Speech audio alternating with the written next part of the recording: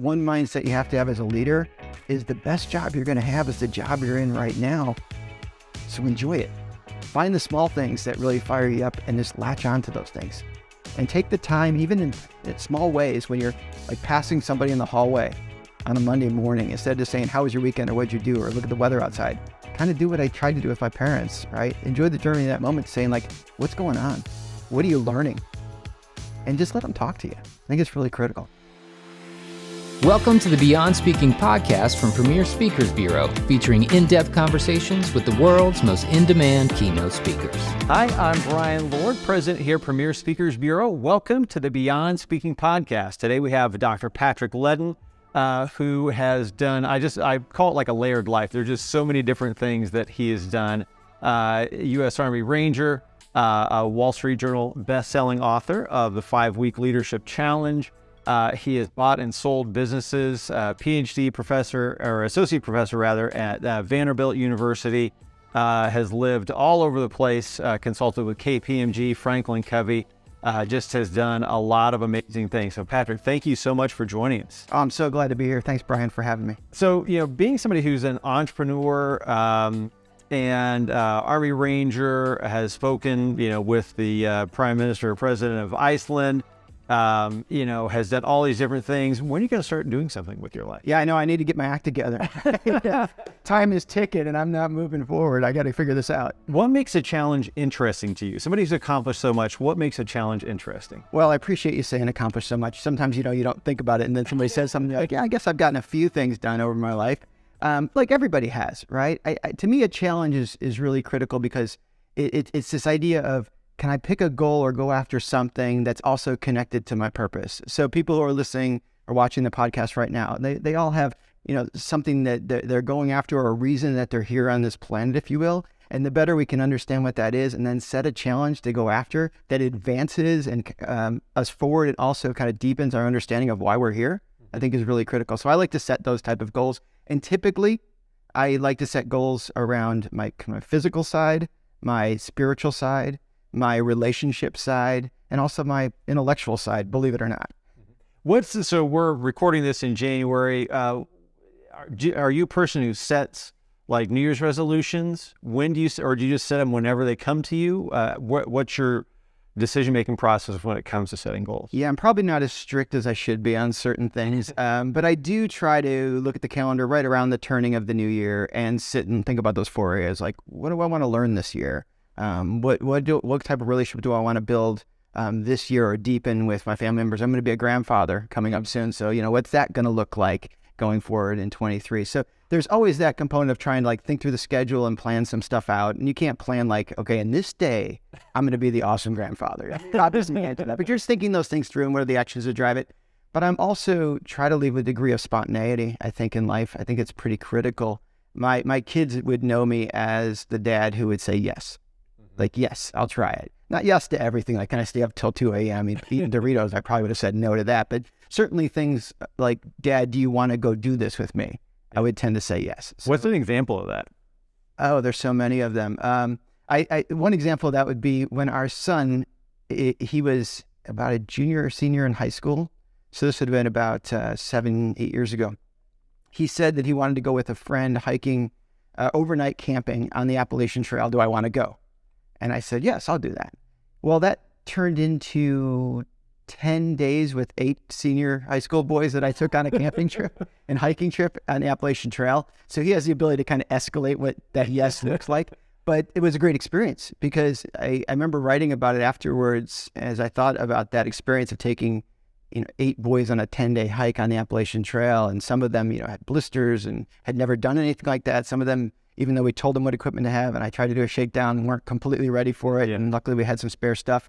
But going through that, these boys were friends since first grade. And now they're seniors in high school. It was a big deal for them. And I just watched their friendship go deeper through the experience. And I think we learned, you talk about challenges, that's a challenge for them. And on the back end of that, they're more connected than they were before. Their sense of pride is higher because of what they accomplished. And 5, 6, 7 years later, they're still talking about it. So that would be a yes that I just get into, and then I realize, oh my gosh, what did I just sign up for type of thing. Now, were you like that when you were at that age, or is it something that's developed over time? Oh, it's definitely something that's developed over time. I grew up on the south side of Chicago, 139th and State Street, if people know the area. And I was the youngest of 5 kids. So I had a bit in the pecking order of you do what your siblings tell you to do, and they see you as the little kid, and you're always kind of the little kid type of thing. But then when I was 17 and was graduating high school, I just really didn't have a plan for what I wanted to do in life. I didn't really see people who went to college in my neighborhoods. That wasn't something that people really did. So I signed up to go to junior college and failed out basically 6 months later, or got close to failing out. So I joined the Army and I went to basic training, and that kind of clicked for me. So I guess you could say, well, oh, look at him, he signed up for the military. But I would tell you, yeah, I was kind of, because I was not going in good places at that point. Yeah. And that was a turning point for me. But I think over time, I've just started to realize, as many folks would realize, that, life is short. Opportunities are abundant, but also you have to choose and go after something. So I've just kind of started to lean into that more and more and more. So you said when you were living in Chicago, there weren't a lot of people that were going to college. Did you have mentors there, or were your first strong mentors in the military? Yeah, I think my first strong mentors are probably in the military. I just, for whatever reason, the military just clicked with me early on. Not that I was this amazingly disciplined child, because I wasn't. I told you things weren't going well at junior college.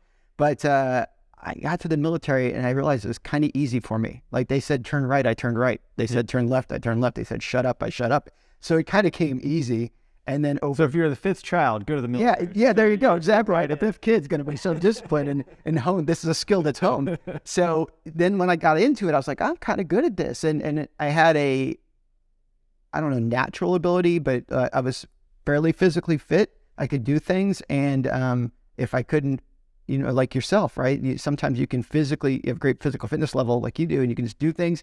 And other times it's just like, it's between your ears. You just got to kind of stick to it. And for whatever reason, I was wired to kind of stick to it. When did you feel like you'd arrived, or what made you kind of start getting promoted or going to Ranger School? Like, what were the developmental steps there? I don't know if I've ever arrived, but it's still a journey. But I enlisted in the military, as I mentioned, and I joined the National Guard initially. So I joined the National Guard. I went to basic training and military police school. And I was convinced when I went back to college and I was ready to go to a 4-year college, I was like, I'm going to be a police officer. This is what I'm going to do. And I had a job offer from Illinois State to be a state trooper. And I also had this opportunity to go in the Army. But the Army, in its ultimate wisdom, said I could be an infantry officer. So I was like, I had these 2 things. I thought, I really want to try this infantry thing. So I started down that path. Now, if you go into the infantry as an officer after your initial schooling, you're going to Ranger School. That's not basically a non-negotiable. You're going to go to Ranger School. For me, the challenge was actually I didn't know how to swim. And swimming is like a big deal at Ranger School. Like in day 2, before they actually consider you in the school, they're like throwing you in the water with all your gear and blindfolded and all that type of thing. Yeah. Fortunately, I was married and my wife knew how to swim really well. So I guess this is where the 5th child thing came in. She got me in the pool every night and told me how to swim and taught me how to swim. And I owe her a lot for that. But so I kind of that's how I ended up going into Ranger School. Was just a next natural step in the process, I guess I would say. And then Ranger School at the time was 68 days long and 1 meal a day, so not a lot of food. And I was fortunate. I got through it in 68 days. So then I went to a unit called the 82nd Airborne Division that people may be familiar with. And I was a platoon leader there and a company commander there. And I spent about 6 years at the 82nd. And that's when I left and went to KPMG. Wow. Yeah. What made you start on the path towards leadership? Because you're a leadership speaker, author, podcast host. What made you pick that? Well, I think that leadership is such a critical skill, the ability to lead others. And if you think about what does it mean to lead others, it's predominantly the ability to influence and the ability to make decisions. And I'm from the school of thought that we're all leaders. It's a choice. I say oftentimes that regardless of your role, your title, your block on the organizational chart, your parking spot in the parking lot, whatever it might be, we're all leaders. We just have to choose to lead ourselves, and then we can choose to lead others. And I think those early schooling through the military, that infantry school and Ranger School and that type of thing, and early experiences kind of just drove in me the importance of leadership and what it feels like to be led well and what it feels like to not be led well. In fact, I oftentimes ask audiences to think about a leader in their life that's really affected them. And I was talking to this group not that long ago, and there was this one lady. The room had people between 18 and probably 85. It was a really wide range in the room. And this one lady in the room raised her hand to tell a story to this larger group. She was 83 years old, and she went back to middle school and talked about this teacher that impacted her in middle school. And I kid you not, Brian, it was like she was there in the moment. So when I think about leadership, when I think about what it means to be a leader, I think about it as it's not just delegating tasks or scheduling items. I mean, those are managerial things and they're important, but leading has to do with people. Like, do you see the potential in them? Do you communicate it to them? Do you support them? Do you challenge them so that they step up and become better versions of themselves? And that's what it means to lead other folks, that you left an imprint on them later on, because the tail of leadership is really long. And I think the world needs more leaders. I think all of us could do better to lead ourselves more effectively, starting with me. And I just think that we'd be so much better off if we saw the opportunity right in front of us and seized it. What's the best way for a leader to challenge someone? Well, there's a lot of talk out there about engagement. Engage your employees. And we know it's important. We know employee engagement drives better productivity, less turnover, better financial results. People are happy. I mean, there's a lot of things that come from employee engagement. But the reality is there's kind of two truths about engagement we don't often talk about. One is you can't engage anybody.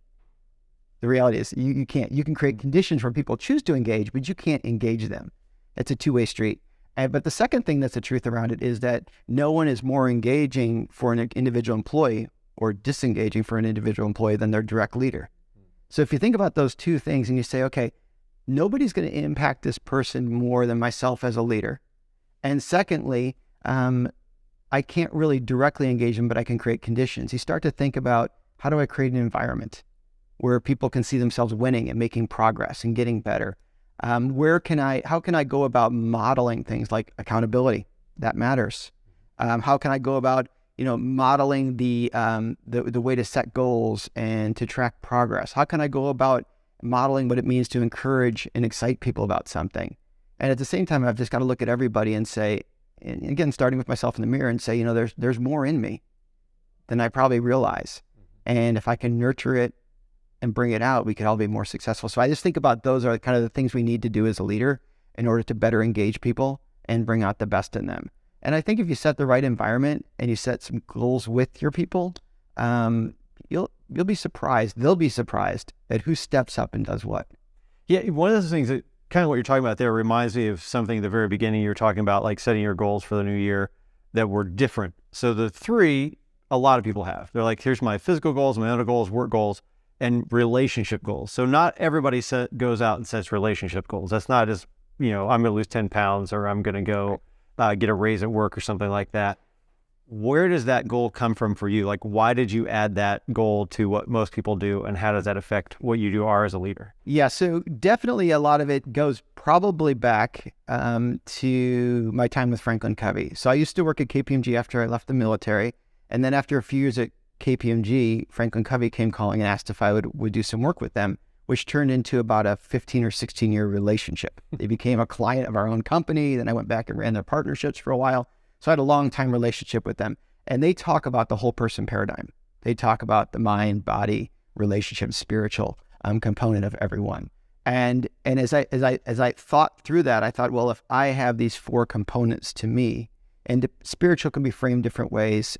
For me, it has a particular meaning, but for other people, just think about it as hope or a desire to strive to be and do something better or bigger. So when I think about those four things, if those are the four aspects of a whole person, I probably should be looking to get better in each of those ways. And I had this, I don't know, I say epiphany, because you could tell me they could tell me if it was an epiphany or not. And I was thinking about this one time about like the whole person and do I really have stewardship over my whole person? And I started saying, no, I don't. I kind of outsource it, right? So if I don't watch it, I'll outsource my physical well-being to the medications my doctor prescribes to me. I'll outsource the intellectual stuff to what somebody else tells me I should know or read about, type of thing. I'll outsource relationships thinking I'll get to those later on, or something else will kind of be a caretaker for that in the interim. And as I thought through those things, one, I could see where I paid a price in certain areas. And that's just sometimes the cost of learning. But the other side, I just thought about, like, I really want to own these things. So like you mentioned relationships, like how do you measure relationships? I mean, there's some quantitative things you can do, but it's not like saying, I want to lose 5 or 10 pounds, right? You get the scale and see how you're doing. You can come up with some things that might be like, I'm going to make sure I sit down and spend 30 minutes with my children each week. That sounds like a really great thing to do. And it's certainly something you can track. But to me, it's always been a little bit more about, I can do those things, but why am I doing them? What am I trying to do? Just like you want to lose the 10 pounds, why? Right? Do you want to have a better spring in your step? Have you been told by the physician you need to kind of get your health a little bit under control, whatever it might be? Same thing, like, why do I want to spend 30 minutes with them? And oftentimes that gets to more the softer side of things. So for me, when I think about it, one of the classes I teach at Vanderbilt is negotiation. And if anybody's ever gone to a negotiation class or spent some time thinking about negotiation, they often talk about these 7 elements in negotiation. Like, what are the issues you care about? What are the issues the other person cares about? Where might there be common ground? What's your best alternative to a negotiating agreement? And but there's one part on those typical worksheets that says, what's the relationship like right now with the other person? What do you want it to be like going forward? And what do you want them to know in the process of this negotiation? So you can think about it in a negotiation perspective. You might think, well, there's really no relationship. This is a salesperson I've never met before. I'd like to at least find some common ground to be able to talk to each other. And I want to let them know these 3 things about our company or our needs or whatever it might be. And I started to use that kind of a version of that when I thought about my goals relationship-wise.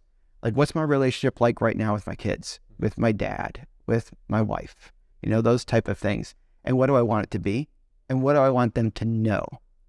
I want them to know how I care about them. And when I think about them, and I'm not always around, but even when I'm not there, they're top of mind for me. And I can give you one example. So several years ago, I had found that I was thinking about my relationship with my parents at the time.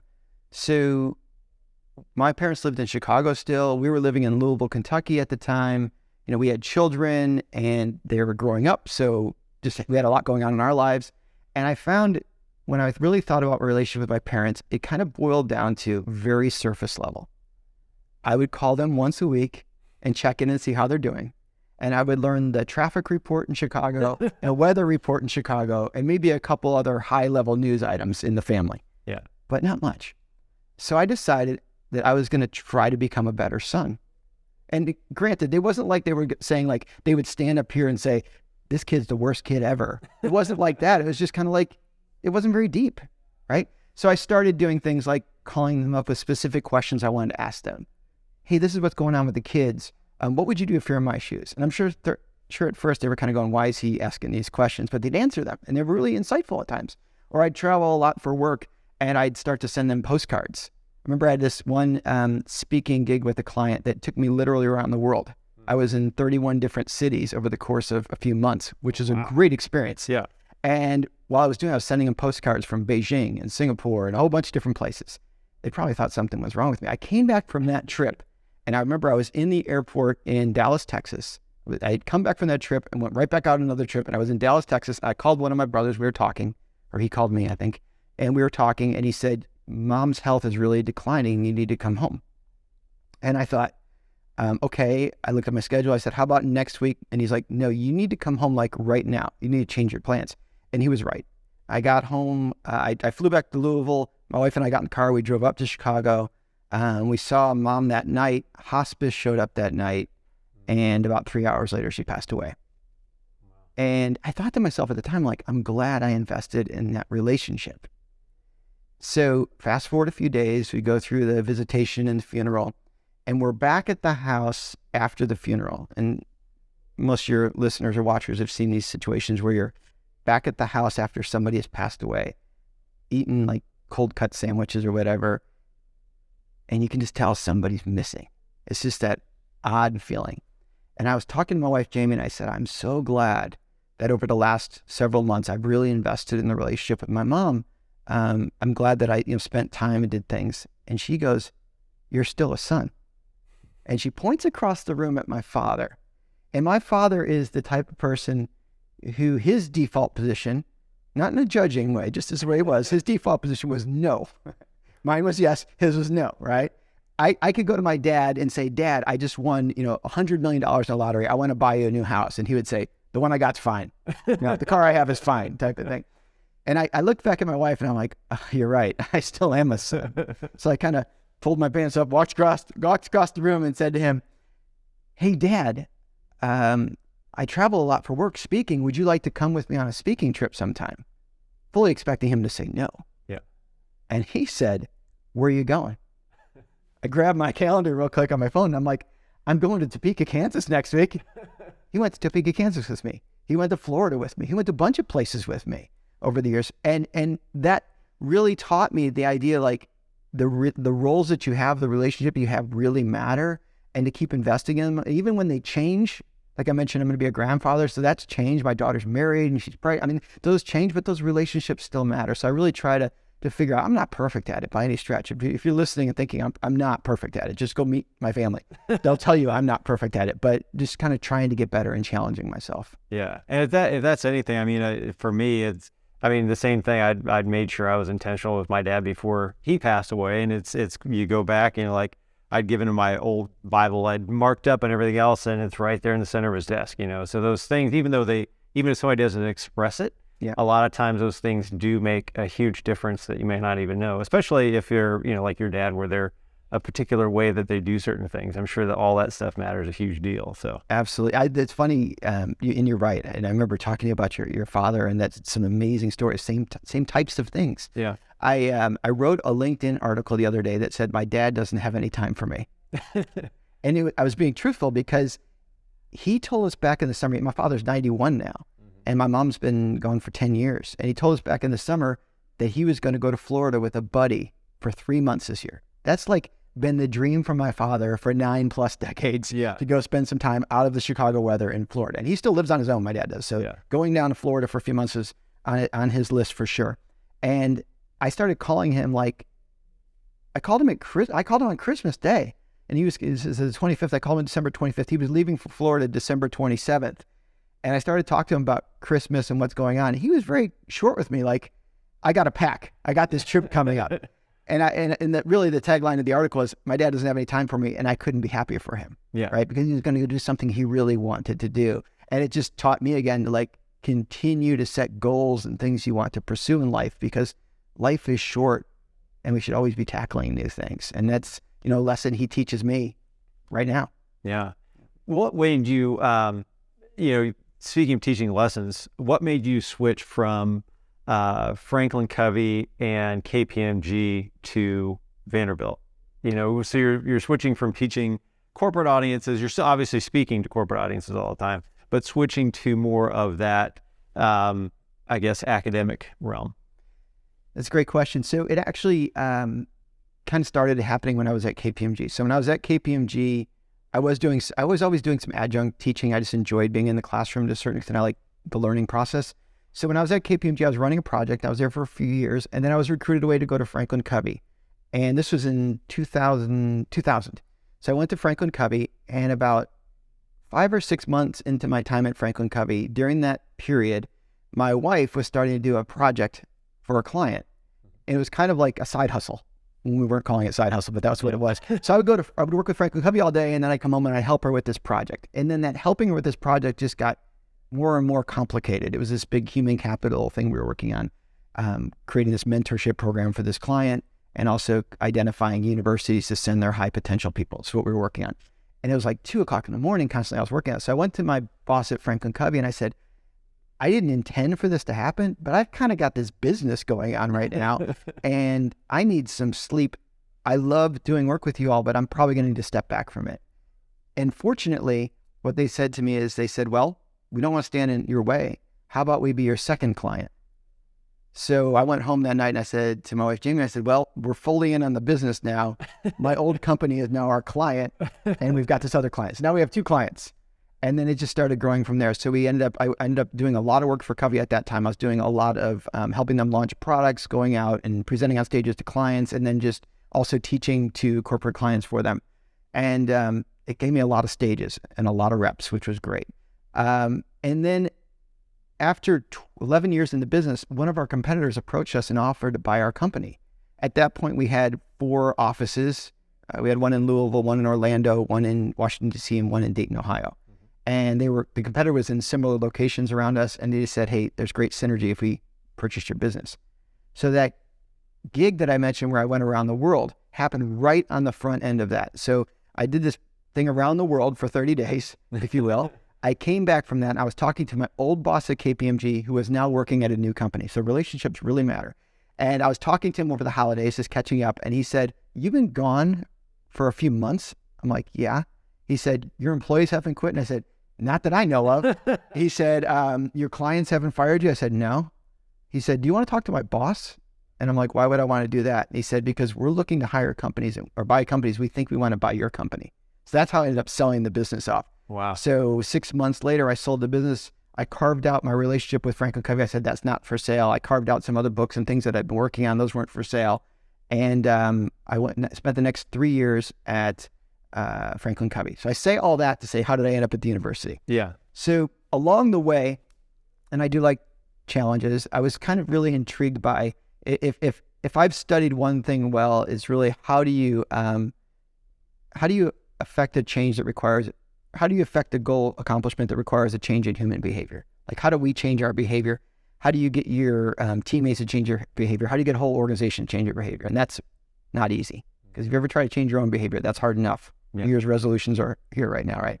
So when I started thinking about like what I wanted to do next, I went back to FranklinCovey, but I'd already picked up my doctorate at University of Kentucky in this idea around understanding how we teach people and affect their thinking, their feelings, and then ultimately their behavior. That was my area of study.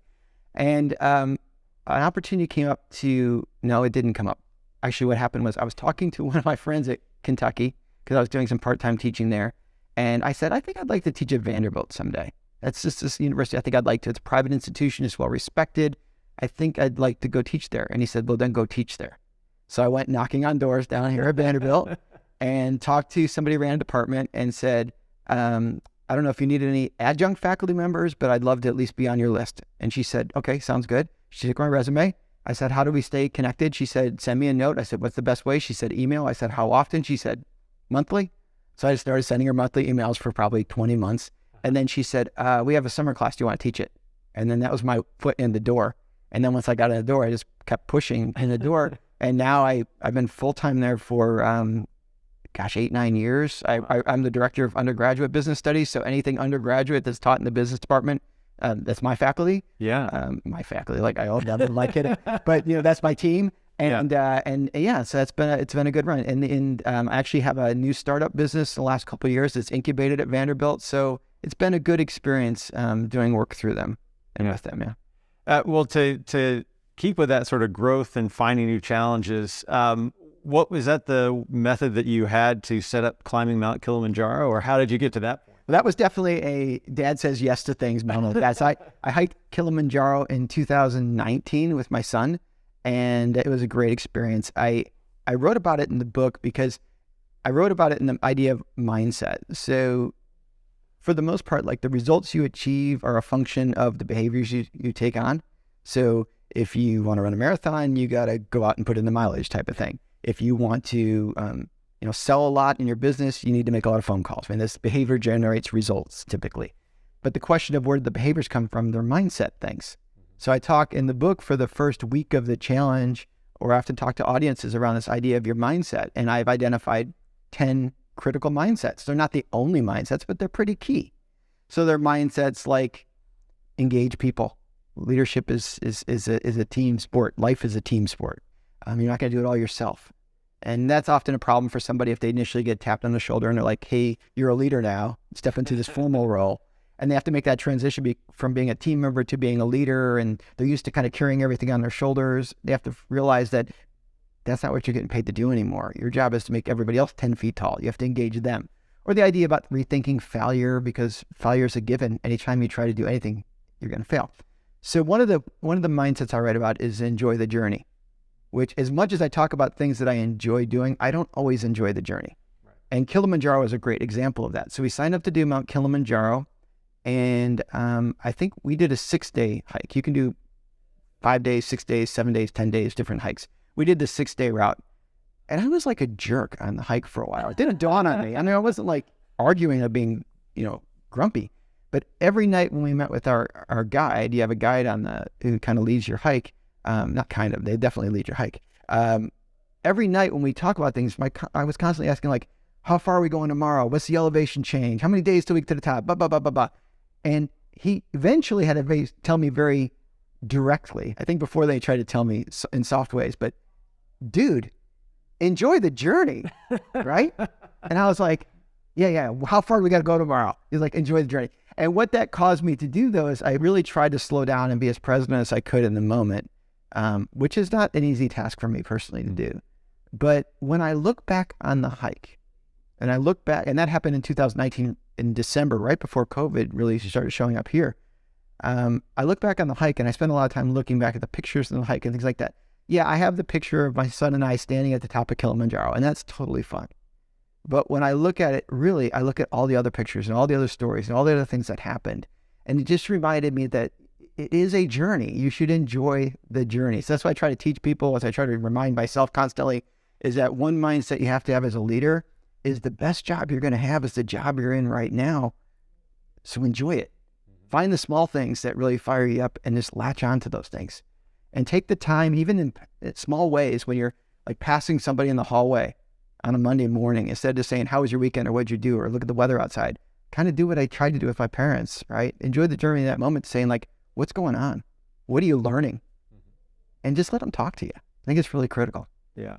I really like that. So mindset's one of the things you talk about in the 5-week leadership challenge. What are a couple of the other things that most people talk about? You know, somebody reads this, what are the things they tell you most about it that impacted them?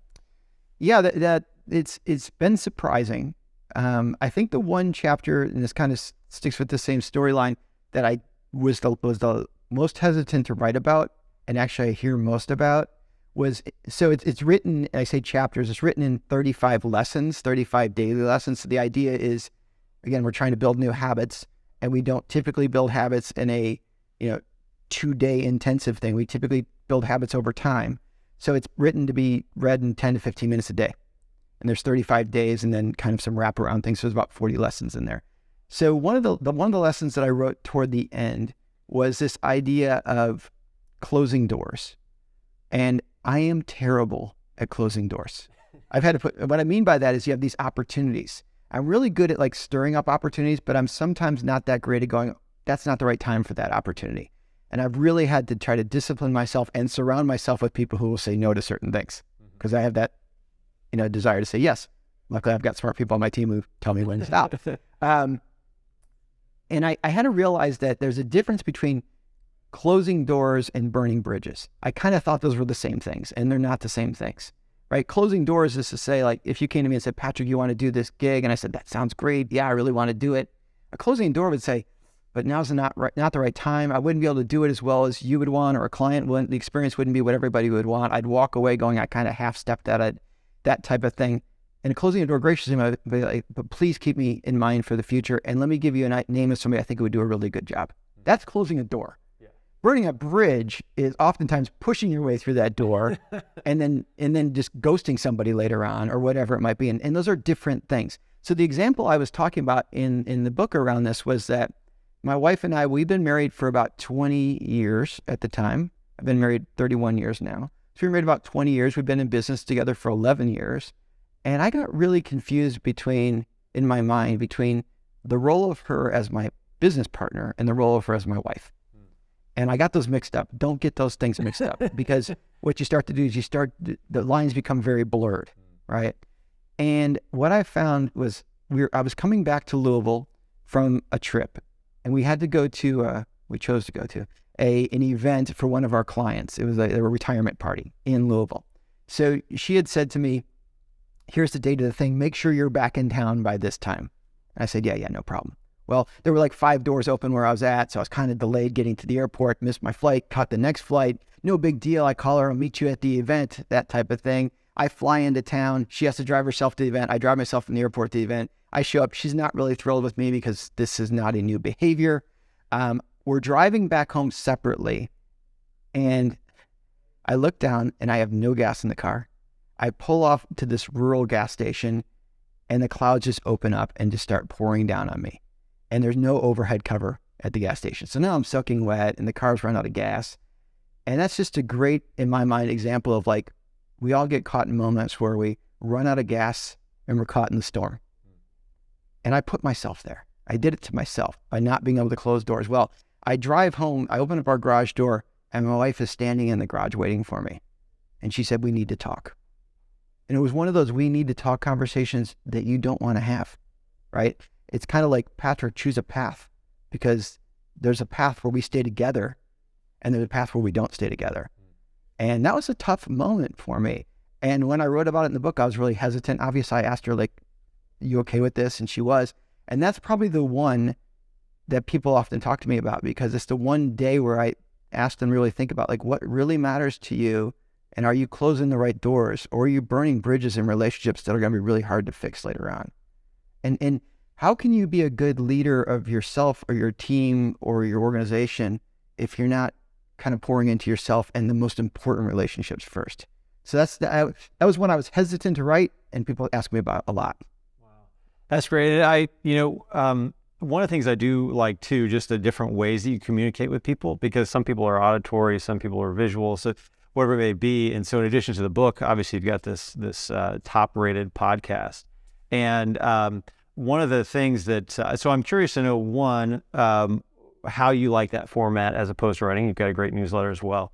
And then two, maybe some of the top things you learned from this past year from doing it. From the podcast? Yeah. Yeah. I didn't want to do a podcast. Well, I did say no to that one. And it was actually my friends at FranklinCovey. So I'd been teaching at the university for 7 years or so. I'd written a book for FranklinCovey about building winning cultures. And I did a lot of speaking on that for them. And then I was kind of at a point where I was focused predominantly on trying to grow my own book of business and teaching at the university. And they reached out to me and they said, would you consider doing a podcast? And I said no, because I'd learned closed doors. I said no, but I can tell you 5 other people who might be great. Yeah. And they kept being persistent. And the reason they were being persistent was because they were looking for some more resources they could provide to their clients out there. And they wanted to exchange kind of me and interviewing for, they'll provide me all the editing and the equipment, and they'll set up my guests for me for a while. And we had a conversation. I decided to do it. And the second guest I had was Seth Godin. So it was like a really good start, right? And yeah, way to start low. Yeah, exactly. So I had a bunch of different guests, and at 6 months or so, the thing was humming along, and they'd made a promise. They said, once you get 6 months, it's yours. Do whatever you want to with it. You can have all the past guests you've had on there. Those are all your files. You can have the equipment. We just need 6 months out of you. And I hit 6 months, and I was like, I'm really kind of enjoying it, just surprisingly. And there's a speaker out there, this author named Dory Clark. I don't know if you're familiar with her, if your listeners are, but I was talking to her on the podcast and then later on, and she said to me, she goes, you can't be the best kept secret in Nashville or Louisville or wherever you've lived. And I'm not claiming to be the best kept secret, but I was definitely a secret. Yeah. Like, people knew me if I was out doing things, but I wasn't really putting myself out there all the time. I'd go out and speak, but I wasn't always out putting myself out there in other formats. And the podcast was one way to kind of really have those type of conversations. So over the years, I've had a lot of people that your listeners might know: Patrick Lencioni, Liz Wiseman, Stephen M.R. Covey's been on the podcast, Robert Cialdini's been on the podcast, Stanley McChrystal's been on the, the list goes on and on. You got David Petraeus. David Petraeus, I'm interviewing him a few days from now, and it'll come out in a week or so. So I've had a chance to just meet these people. And then from there, the relationships start to change. One of my guests was James Patterson, the author James Patterson, which was a great get. Another Vanderbilt guy, right? Another Vanderbilt guy, yeah. He speaks in my class now to my students, which is, if you're not familiar with James Patterson, go to a bookstore and just walk around. You'll see his name. Yeah, it's hard not to find a book by him. Well, I learned it when working with him. One out of every 17 fiction books hardcover in the U.S. is a James Patterson book. So, holy cow! Yeah, wow. He has sold over 350 million book copies. Right? I'm close. I'm not there yet. So yeah, I had a chance to work with him, and now I'm actually kind of doing something with him project-wise, which is exciting. So it's been a really great journey. I had you on the podcast, which was, you got to listen to that one. That is the best one. You talk about the story about your father too. Yeah. About playing catch with him. It's great. I'm going to tease it because people need to listen to it and learn that story. But yeah, just building relationships has been really critical. And I think it's funny because working with students a lot, they hear the term networking. Like, you got to build a network and get a network. And they sometimes equate it, not all of them, of course, but some of them equate it to, I just have to have a lot of followers or connections on LinkedIn, or I have to have 500 plus people on Facebook. They don't use that anymore. But these different things that they think they need to do. And they realize, as I try to talk to them about networking, that networking is a two-way street too. And it's not just like, what do I get out of these people, or how can I, it's what do I give them as well. In fact, I'm in the midst right now of writing notes to people saying, you've helped me so much in the past. What can I do to help you in 23? And it's interesting what people come back with. Sometimes it's just like, keep me in your thoughts and prayers because I'm going through a lot.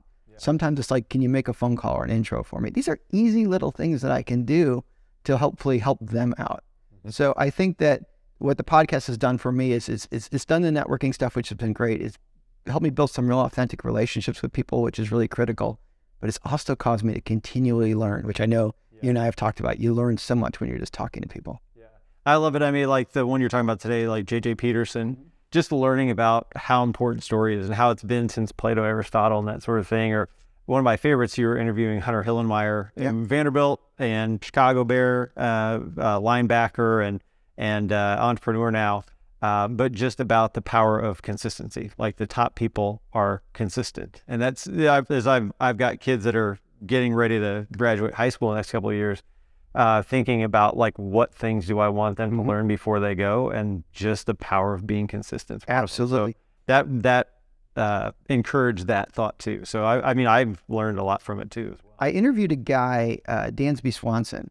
Oh yeah, yeah. He's now the new shortstop for the Chicago Cubs. Okay, yeah. Vandy guy, number one in the draft, in the NBA draft. Got a lot of cool hair. Yeah, a lot of cool hair. Yeah. Recently married. Yeah, to a U.S. soccer player. Okay. U.S. national team soccer player. But I had him on the podcast, and all we talked about was, what is your routine pregame? Because I wanted to understand like rituals and the importance of those routines. Yeah. And I think a lot of people probably have routines who listen to the podcast. I try to build new routines all the time, not new ones, but like reinforce the ones I think really matter for me. Because we oftentimes think like we have these successes and then we have habits that come. No, you have habits and then you have success based on those habits type of thing. So I have certain rituals I got into, but my point on that was that, so I had Dansby Swanson. I've had a number of athletes. I've had Tommy Caldwell, who's a really amazing mountain climber.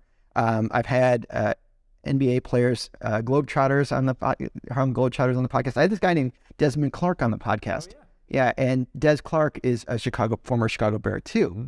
So I knew him growing up in Chicago and like knowing the Bears team, following him over the years. And I was at this event where Hunter Hillenmeyer was speaking. You just mentioned Hunter. And I knew I had some connections with him because of Vanderbilt. And I thought I'd like to have him on the podcast sometime. I look online on my phone, and I go on the World Wide Web. I look on my phone, and I see that Desmond Clark and Hunter Hillenmeyer played for the exact same 8-year period with Chicago Bears. Oh, wow. Yeah, so now I got some way to talk to him, right? So Hunter Hillenmeyer just happened to walk by me, and I go, hey, Des Clark says you should do my podcast. And I said, he didn't say that, but if he was here, he would. Yeah. And that struck up that conversation. So there's a lot of fun to it, to see like who can you talk to and what can you learn. And then it informs me in so many ways, directly or indirectly. And then when I'm out working with clients or speaking on stages, I'm able to bring some of that conversation into the room and let them learn from the brilliance that these other people have taught me as well. Mm-hmm. So it's kind of a lot of times when I'm speaking is I'll share with them like, here's something James Patterson told me about this, and then here's something I experienced, and then more importantly, what are you going to do with it type of thing, which makes it fun. Yeah. So last question here. What is one thing that you, because I think a lot of times with kids, it gives us an excuse to be a kid ourselves. Mm-hmm. What's one crazy thing you wish your kids would have asked you to do that now maybe you're going to do that you're solo here? Like one crazy thing. One crazy thing. Well, so I spent a lot of years jumping out of planes and climbed a lot of mountains and things. Probably something underwater, because I haven't done that much underwater. I told you I didn't like swimming, right? So I've learned how to swim over the years, but probably something deeper underwater, like scuba diving or something like that. Yeah. I use the analogy sometimes when I'm talking about like in life, we'll water ski over things. Sometimes we'll, kind of see at the surface level. Sometimes we'll snorkel, go a little bit underneath, see what's going on. I really want to scuba dive and like go deeper and figure out some of the stuff down there. It's a lot of the world's under there and I don't know much about it. So I think that'd be kind of fun. Maybe we'll do that. Okay. Yeah. Well, next time you got to have one of the Cousteau family on your podcast. That's exactly. Launch all that. Exactly. Great. Well, Patrick, thank you so much for coming on and being a part of the Beyond Speaking podcast. Thanks, my friend. I really appreciate it. Great. And so for you who are watching, listening, make sure to subscribe, rate, review. If you have any other questions for Patrick, you can connect with him just about everywhere. Just look for Patrick Leddin, Leddin. at premierspeakers.com, but also on one of his many platforms. So thank you again for checking out the Beyond Speaking podcast. Thank you for joining us for the Beyond Speaking podcast. To learn more about today's guest, visit premierspeakers.com. Make sure to subscribe and leave a review wherever you listen.